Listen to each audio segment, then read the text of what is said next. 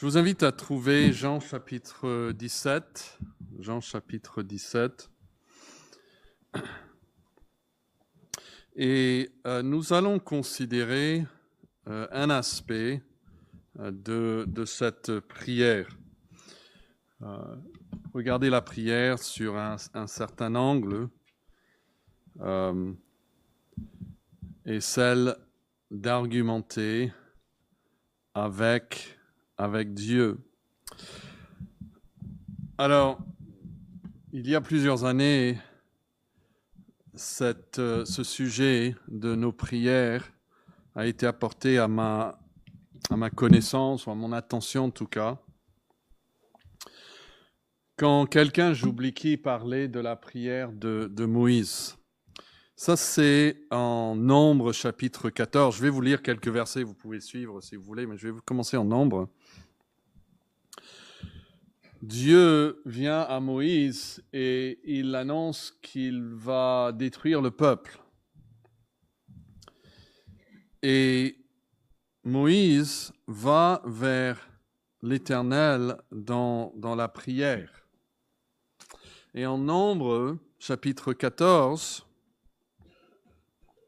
et verset 13, Moïse dit à l'Éternel, « Les Égyptiens l'apprendront, eux du milieu desquels tu as fait monter ce peuple par ta puissance, et ils diront aux habitants de ce pays, ils savent que toi, l'Éternel, tu es au milieu de ce peuple, que tu apparais visiblement, toi, l'Éternel, que ta nuée se tient sur lui, que tu marches devant lui le jour dans une colonne de nuée et la nuit dans une colonne de feu. Si tu fais mourir ce peuple comme un seul homme, les nations qui ont entendu parler de toi diront, je suis au verset 16, l'Éternel n'avait pas le pouvoir de mener ce peuple dans le pays qu'il avait juré de lui donner. C'est pour cela qu'il l'a égorgé dans le désert. Maintenant, que la puissance du Seigneur se montre dans sa grandeur, comme tu l'as déclaré en disant, l'Éternel est lent à la colère et riche en bonté. Il pardonne l'iniquité et la rébellion, mais il ne tient point le coupable pour innocent. Il punit l'iniquité des pères sur les enfants jusqu'à la 3e et la 4e génération. Tout ça, c'est tiré d'Exode 20. Pardonne l'iniquité de ce peuple, selon la grandeur de ta miséricorde, comme tu l'as pardonné à ce peuple depuis l'Égypte jusqu'ici. Alors, on n'est pas là pour parler de ça, mais au lieu de dire simplement « Seigneur, sauve ce peuple », il passe du temps à argumenter sa prière, vous voyez ? Il dit « Si tu fais pas, ou si tu ne fais pas cela, si tu ne sauves pas le peuple, tu sais ce qui va arriver ?» Il argumente d'abord l'honneur de Dieu, la gloire de Dieu dans le monde, et puis il argumente ce que Dieu a dit de lui-même. Vous voyez ça au verset 17, comme tu l'as déclaré en disant l'Éternel est lent à colère, riche en bonté. Il prend les paroles de Dieu et il se sert la parole même de Dieu, les promesses de Dieu, comme un argument. Alors nous voyons cela en Jean 17. Et une partie de la prière, si on veut croître dans la prière, un aspect, c'est dans les arguments que nous adressons à l'Éternel quand nous prions. C'est une chose de dire, Seigneur, fais ceci, fais cela.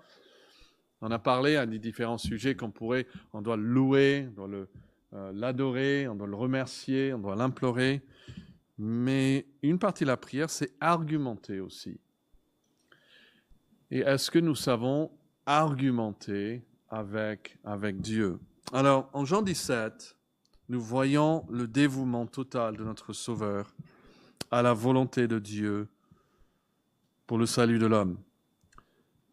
Toute la vie de Jésus a été dirigée vers la croix. Et on voit que sa prière est en parfaite harmonie avec toute la vie de Jésus. Déjà, ça, c'est un argument, on pourrait dire. Il y a des gens qui, quand ils prient, c'est une chose, et puis après, la façon qu'ils vivent, c'est c'est autre chose. Mais il y a une cohérence constante entre la vie de Jésus et la prière de Jésus. Et toutes les requêtes, toutes ces supplications en Jean 17 sont des expressions diverses d'un seul et même désir. On le voit dès le premier verset, c'est que Dieu soit glorifié dans le salut des hommes et que l'homme soit sauvé pour la gloire de Dieu. Il va dire en somme, Père, glorifie ton nom, que personne parmi ceux que tu m'as donnés soit perdu, qu'ils puissent tous avoir la connaissance de toi et de moi, qu'ils puissent avoir la vie éternelle. Et nous avons déjà vu que la prière de Jésus se divise en trois parties. Les 5 premiers versets, c'est une prière surtout pour lui-même. Jésus prie pour lui-même. Et puis à partir du verset 6 jusqu'à 19, il prie pour ses apôtres. Et si vous regardez le verset 20, vous allez voir qu'il va élargir sa requête. Et à partir du verset 20, c'est une prière pour son Église universelle, c'est-à-dire ceux qui, dans tous les pays, à toutes les époques, croiront en sa parole. Il y a un pasteur écossais qui s'appelle John Brown d'Édimbourg, qui est mort en 1858. Il résume les 3 sections comme ceci. Il dit le contenu de sa prière pour lui-même, donc ça serait la première section. C'est ceci, place-moi dans des circonstances où je puisse te glorifier dans le salut des hommes. Et puis le contenu de sa prière pour les apôtres, donc ça serait la deuxième section là. Il essaye de le résumer comme ceci, prépare-les à te glorifier en promouvant le salut des hommes dans l'accomplissement de l'œuvre pour laquelle je les ai établis comme mes grands instruments. Donc eux, ils ont une œuvre, garde-les. Et puis le contenu de sa prière pour l'Église universelle, c'est conduis-les à une entière conformité à toi dans la pensée, la volonté, la joie, afin que tu sois parfaitement glorifié par leur salut parfait. Alors donc, au lieu de regarder un verset spécifique, nous allons regarder ce sujet d'argumentation.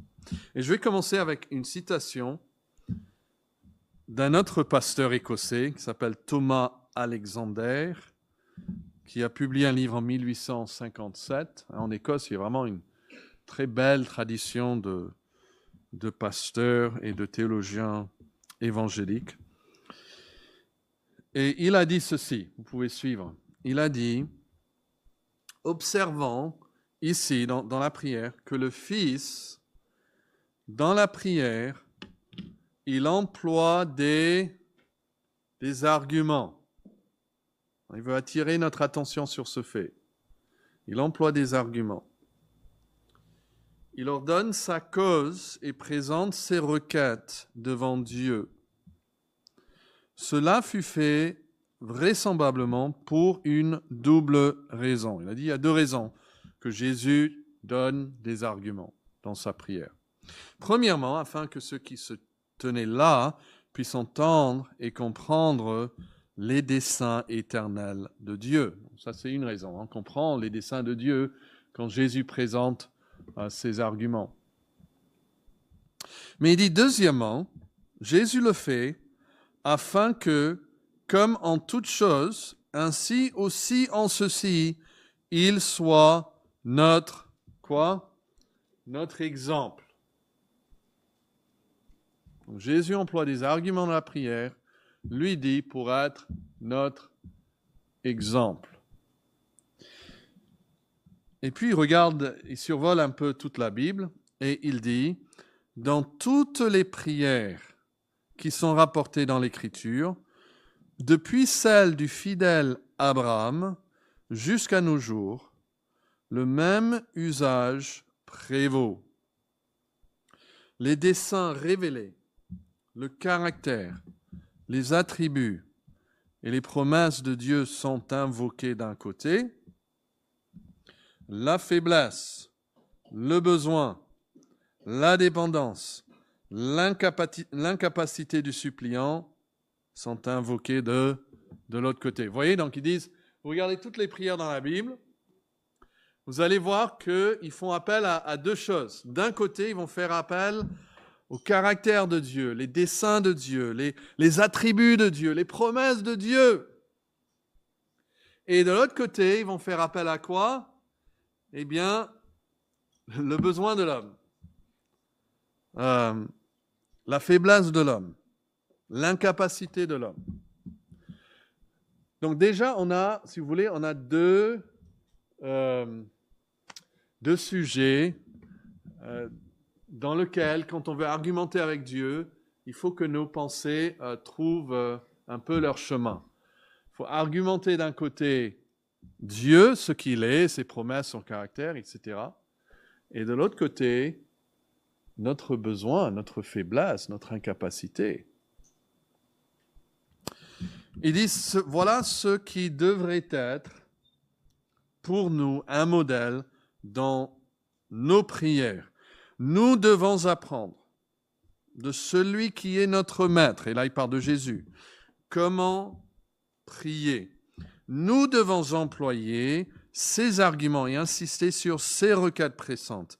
Et ainsi comme lui, nous serons entendus dans ce que nous cherchons et exaucer selon la grandeur de sa miséricorde. Alors vous comprenez ce qui est en jeu ici? Nos arguments devant Dieu. On va se mettre à prier, seul on se met à prier. On dit plus que Seigneur bénis-moi, ou Seigneur sauve mes enfants, ou aide notre Église. On veut ajouter des arguments, mais est-ce que nos arguments sont eux-mêmes façonnés par la parole de Dieu? Et est-ce que nos arguments suivent l'exemple que nous donne Jésus-Christ? Alors, comment Jésus formule-t-il ses arguments en Jean 17? Alors, regardez le premier verset. Quel est, selon vous, l'argument fondamental que nous voyons tout au début de la prière? Qu'est-ce que vous voyez?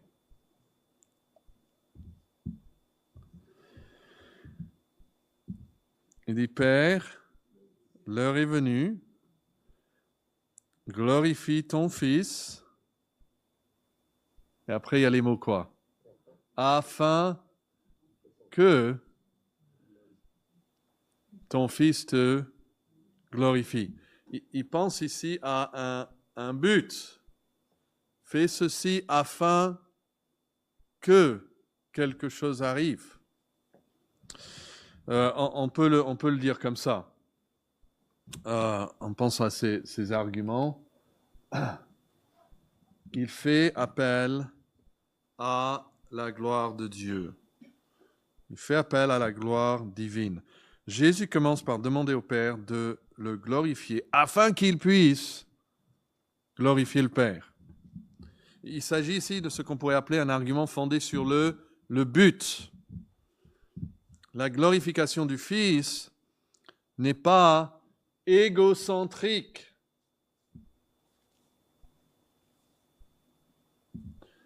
Seigneur, guéris-moi. Pourquoi? Afin que je sois guéri. Seigneur, donne-moi de l'argent. Pourquoi? Afin que j'ai de l'argent. Seigneur, donne-moi la paix. Pourquoi? Afin que j'ai de la paix. Vous voyez, souvent, nous demandons des choses pour la chose elle-même. Notre argument, notre pensée ne va pas plus loin que ça. Ça reste très égocentrique. Mais Jésus, nous voyons qu'il était orienté vers la gloire du Père à travers le salut de l'humanité.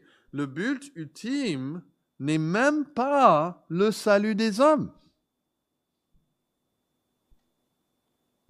Il dit même pas sauve-le. Pourquoi? Pour qu'il soit sauvé. Non, même ça ne va pas assez loin. Le but ultime est la gloire de Dieu. Et cela passe par la gloire du Fils. Il dit, glorifie ton Fils afin que ton Fils te glorifie. Et on voit trois formes de glorification dans cette prière. D'abord, je crois que vous les avez là, le Père, il doit glorifier le Fils. On voit ça au verset 1, Père, l'heure est venue, glorifie ton Fils. Encore au verset 5, et maintenant toi, Père, glorifie-moi auprès de toi, de la gloire que j'avais auprès de toi avant que le monde fût. Donc, le Père glorifie le Fils, mais Jésus demande plus que ça. Il demande que le Père agit en sorte que les disciples glorifient le Fils. Il dit au verset 10, « Tout ce qui est à moi est à toi, et tout ce qui est à toi est à moi, et je suis, quoi? Glorifié en eux. »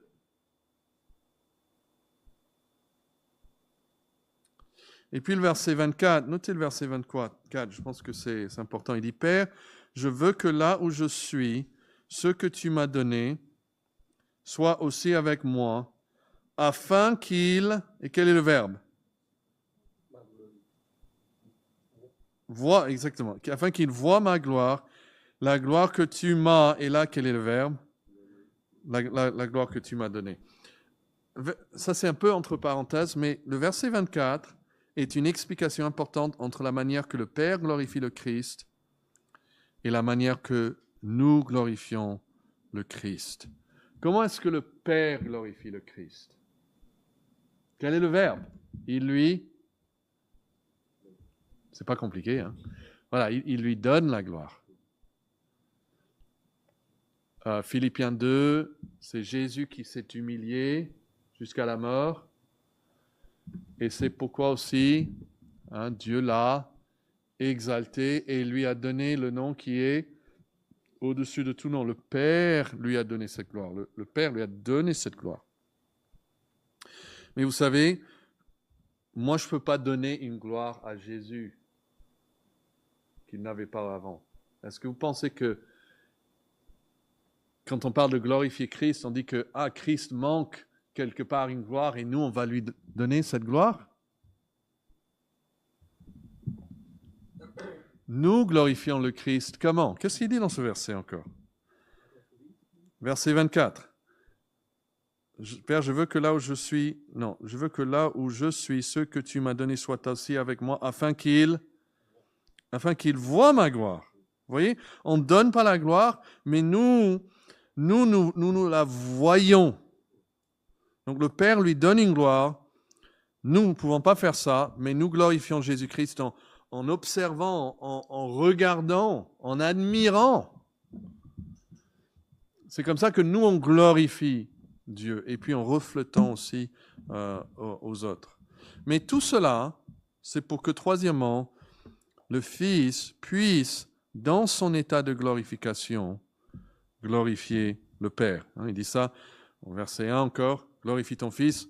Oui, afin que ton Fils, dans son état de glorification, puisse te glorifier. Rappelez encore Philippiens 2, vous avez probablement mémorisé, afin que toute langue confesse que Jésus-Christ est Seigneur, et ça termine les choses sur la terre, en dessous de la terre, mais à la gloire de Dieu le Père. Quand Christ est glorifié, le Père est glorifié. Au verset 4, il dit, « Je t'ai glorifié sur la terre, j'ai achevé l'œuvre que tu m'as donnée à faire. » Donc, nous aussi, on peut suivre cet exemple. Est-ce que les sujets, est-ce que les requêtes que nous offrons à Dieu, est-ce qu'ils ont pour but ultime la gloire du Père? Est-ce que nous pouvons dire sincèrement, je te demande ça parce que je pense que c'est à ta gloire? Mais Jésus aussi, il fait appel à sa mission fidèlement accomplie. Notez dans votre texte, Jean 17, à partir du verset 4, il va dire plusieurs choses ici. D'abord, il dit, « Je t'ai glorifié sur la terre. » Vous voyez ça? Après, encore au verset 4, « J'ai quoi? Achevé l'œuvre que tu m'as donné à faire. » Donc, il dit, « Moi, j'ai achevé l'œuvre. Donc, maintenant, verset 5, « Glorifie-moi auprès de toi. » Vous voyez l'argumentation? J'ai fait ce que tu m'as donné à faire. C'est pas juste après son baptême qu'il a donné cette requête à Dieu. Ça aurait été en fait même incohérent pour lui de prier comme ça, juste après son baptême. Là, il est à la fin. Là, il regarde la croix hein, et il dit, là maintenant, c'est la fin. J'ai achevé, maintenant glorifie. Verset 6, il dit, j'ai fait connaître ton nom aux hommes que tu m'as donnés. Et verset 7, donc, maintenant, ils ont connu. D'accord ? Pourquoi ? Parce que j'ai fait connaître. Pourquoi ? Verset 8 encore, car je leur ai donné les paroles que tu m'as données. Et ils ont cru. Donc c'est un argument fondé sur l'accomplissement de sa mission. Jésus présente au Père un argument basé sur sa fidélité. Il avait déjà accompli l'œuvre que le Père lui a donnée à faire. J'ai glorifié, j'ai achevé, j'ai fait connaître, et verset 8, je leur ai donné tes paroles. Et donc, parce qu'il a fidèlement accompli sa mission, Jésus demande maintenant au Père de confirmer, de sceller cette œuvre pour la gloire du Père. Et nous pouvons aussi prier comme cela. Alors, personne ici n'est comme Jésus. On ne peut pas offrir à Dieu une œuvre parfaite. Mais en fait, il ne faut pas chercher longtemps dans les psaumes pour trouver des exemples où le psalmiste va aller devant Dieu et va dire « Dieu, dans cette circonstance, j'ai les mains pures, j'ai agi avec fidélité, je n'étais pas menteur, j'étais honnête. J'ai fait ce que tu m'as donné à faire. » Et la Bible dit que si on regarde, c'est le verbe, c'est-à-dire que si on cache, si on préserve l'iniquité dans nos cœurs, ben le Seigneur, il ne va pas nous écouter. Je vous donne un exemple tiré des psaumes. Le psaume 40, verset 8. Le psaume 40, verset 8. « Alors je dis, voici, je viens avec le rouleau du livre écrit pour moi. Je veux faire ta volonté, mon Dieu. Ta loi est au fond de mon cœur. » Ça parle de qui, ce psaume? C'est appliqué au Messie. Ça parle de Jésus. Ça parle de Jésus. Le psaume 40, verset 8. Je veux faire ta volonté. Écoutez comment il argumente maintenant. Rappelez en Jean 18, il dit, verset 6, « J'ai fait connaître ton nom aux hommes. » Verset 8, « Je leur ai donné les paroles que tu m'as données. » Okay, je reviens maintenant au psaume 40, verset 10. « J'annonce la justice dans la grande assemblée. Voici, je ne ferme pas mes lèvres, Éternel. Tu le sais. Je ne retiens pas dans mon cœur ta justice. Je publie ta vérité et ton salut. Je ne cache pas ta bonté et ta fidélité dans la grande assemblée. » Vous voyez, l'argument, c'est, je le dis, Seigneur, je n'ai pas caché, je n'ai pas gardé pour moi. J'ai dit ce que je devais dire.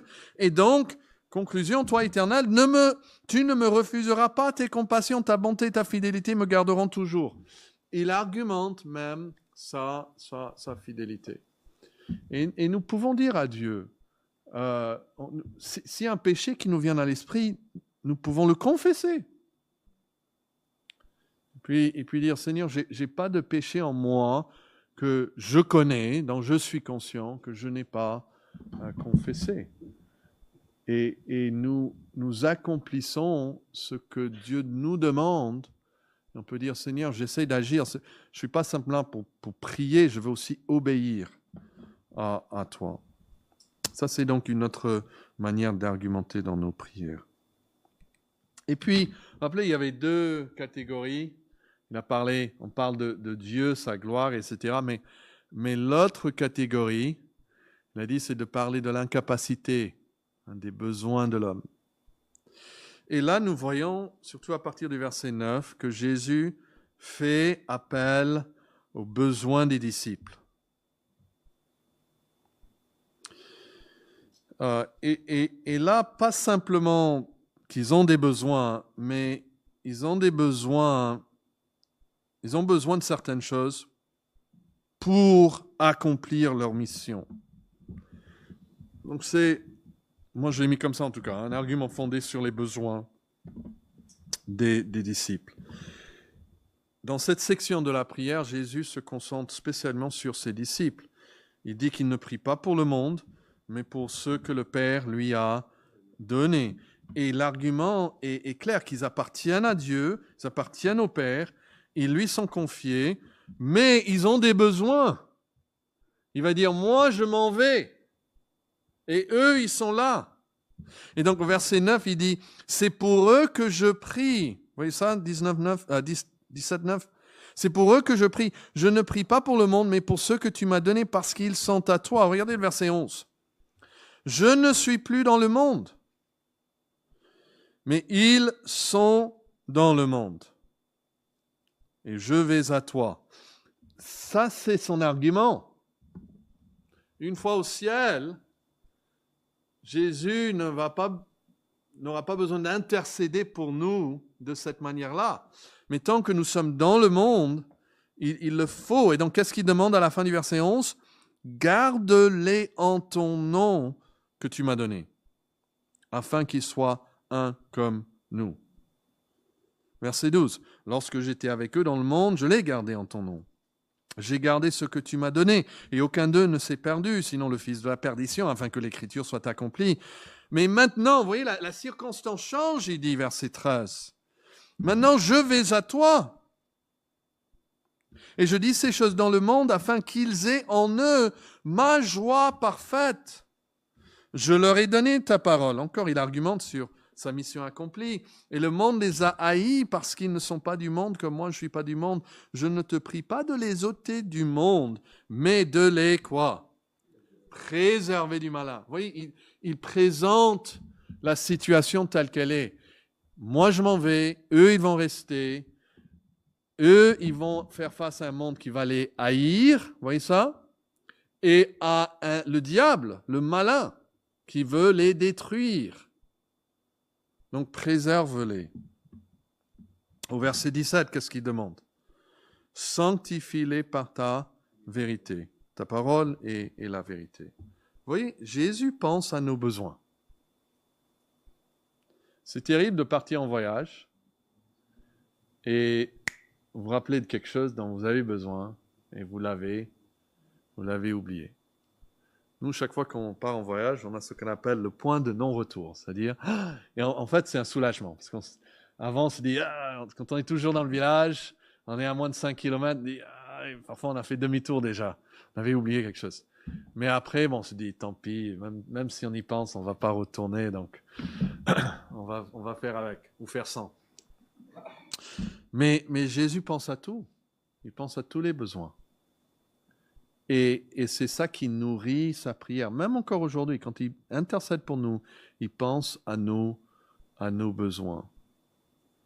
Et Jésus formule 3 demandes principales. Nous les regarderons une autre fois, mais essentiellement, c'est la préservation. On dit que le Père les garde en son nom, les protège du mal, les préserve dans la foi. Et puis la sanctification. Qu'ils soient mis à part par la vérité divine, qu'ils soient purifiés, rendus aptes à leur mission. Certains disent conservation et consécration pour avoir 2 C. Et puis celui qui est grand, parce que les 2 autres nous dirigent vers l'unité dans le Fils et le Père, et ensemble, afin que leur témoignage soit crédible et puissant. Donc, l'argument ici, c'est la responsabilité de cette mission qu'ils ont. Il dit afin que le monde croie. Et Jésus plaide en disant que les disciples sont un don du Père au Fils, mais ils ont une mission dans le monde. Ils vont faire face à un danger. Leur protection, leur sanctification ne sont donc pas simplement leur bien, mais pour la gloire du Père. Donc, en fait, ces arguments sont liés les uns aux autres. Et ils vont prolonger la mission de Jésus. Et puis finalement, je crois qu'on peut discerner un 4e argument. C'est à partir du verset 20. Il dit, c'est pas pour eux seulement que je prie, mais encore pour ceux qui croiront en moi par leur parole Et notez ce qu'il dit là, à partir du verset 21. Afin que tous soient un, comme toi, Père, tu es en moi, que moi je suis en toi, afin qu'eux aussi soient en nous, pour que le monde croie que tu m'as envoyé. Je leur ai donné ma gloire que tu m'as donnée, afin qu'ils soient un comme nous sommes un, moi en eux, toi en moi, afin qu'ils soient parfaitement un, et que le monde connaisse que tu m'as envoyé et que tu les as aimés comme tu m'as aimé. Et puis verset 24, il dit, Père, je veux que là où je suis, ce que tu m'as donné soit aussi avec moi, afin qu'ils voient ma gloire, la gloire que tu m'as donnée, parce que tu m'as aimé avant la fondation du monde. Jésus regarde jusqu'au bout et dit, Père, je veux que là où je suis, il soit aussi avec moi. Qu'est-ce que Jésus avait déjà dit dans Jean 14? Je vais vous préparer une place, et si je vais vous préparer une place, je reviendrai et je vous prendrai avec moi, afin que quoi? Là où je suis, vous y soyez aussi. Et maintenant, il dit, voilà, tout ça, la croix, hein, quand il dit, je vais vous préparer une place, il parle de la croix, il dit, et puis son ascension au ciel, et puis il va revenir. Jésus va revenir, nous le croyons. Pourquoi? Afin que là où il est, nous y soyons aussi. Et Jésus dit ici, je veux que là où j'y suis, eux, ils soient aussi. Et tout cela, donc, toutes mes prières, c'est en vue de cette finalité. Il fait appel à la réussite ultime de sa mission sur terre. Sa mission sur terre, c'est afin que nous soyons avec lui. Et étant avec lui, que nous puissions voir sa gloire. Et voyant sa gloire, que le Père soit lui-même glorifié. Donc, c'est un peu comme Moïse, hein, il fonde sa prière sur la gloire de Dieu manifestée dans le salut de son peuple. Jésus aussi fait appel à la gloire de Dieu. Alors, il y a beaucoup plus, hein, ça me dépasse moi-même. Je fais qu'effleurer un peu le sujet. Mais c'est une des choses qui devrait être notre méditation quand nous prions. Quels sont nos arguments dans la prière? Est-ce qu'on utilise d'arguments? Dieu le veut, il le désire. Abraham l'a fait, Moïse l'a fait, Jésus l'a fait.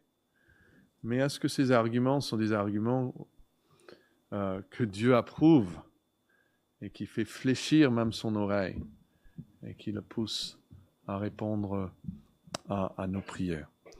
Voilà, prions donc avec foi et venons devant le trône de la grâce avec courage, avec audace, sans crainte, sachant que Dieu est prêt à nous recevoir dans sa grâce. Amen.